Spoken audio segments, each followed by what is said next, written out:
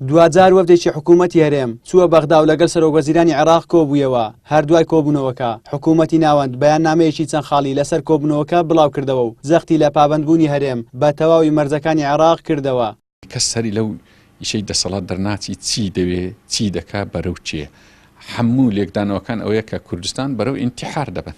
چاودێرێکی سیاسیش پێی وایە دەسەڵاتدارانی شکست خواردووی هەرێم هەر دانوستانێک ئەنجام بدەن لە شکست زیاتر هیچ دەرئەنجامێکی تری نابێت. ئاماژەی بەوەشدا ئەوان هەرێمی کوردستانیان لە کۆنفیدرالیەوە بۆ فیدرالیەکی تکاکار بۆ ڕەحمەتی عێراق دروست کرد. بەمەش هەرێمی کوردستان دووچاری هەڵوەشانەوە دەکەن.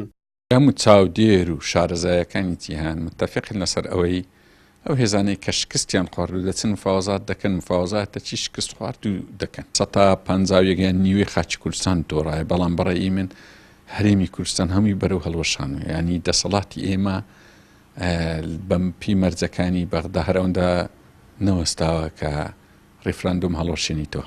ئەوەی ئێستا دەگوزەری هەڵوەشاندنەوەی هەرێمی کوردستان شەوەست سەرکردایەتی کوردیش بەداخەوە ڕازیە. دەسەڵاتی کوردی نەمینانی فیدرالیەک بە مەقایسی عێراقی کە ڕەحمەتی عێراقیش مەشهورە چەندە ناخۆشە.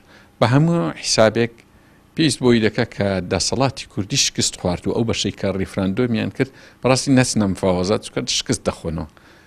وا چاکە بەرەیەک بە خێرایی دروستبی لە حیزبەکانی کە بەبەر ئەو سزایی نەکەوتونە لە ڕیفراندۆم نەبووینە تا ڕادێک سەربەرزترن ئەوان ئەو مفاوەزاتە بکەن باشتر.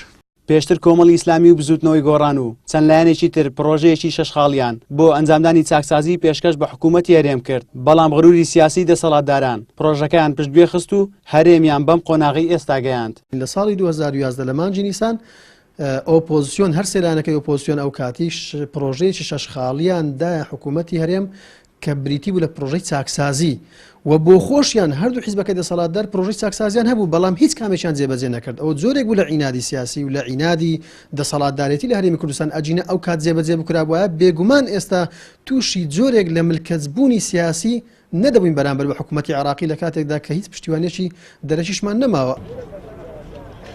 ئەنجامدانی ڕیفراندۆم هەرێمی کوردستانی لە کەناری ئارامی و کۆنفیدرالیەوە بەرەو فیدرالیەکی ملکەت بە دەستوری عێراق برد کە ماوەیەکی کەم لە دوای ڕیفراندۆمە شکست خواردووەکە لە سەدا 50 خاچی هەرێمی کوردستانیان لەدەستدا و لە ئێستاشدا لە بەردەم ئەگەرەکانی لە دەستدانی خاڵە سنووریەکان و فڕۆکەخانەکان و ڕادەستکردنی تەواوی سەرچاوەداراییەکانی کوردستاندایە. زریان سدیق، کەناڵی ئاسمانی پەیام، هەولێر.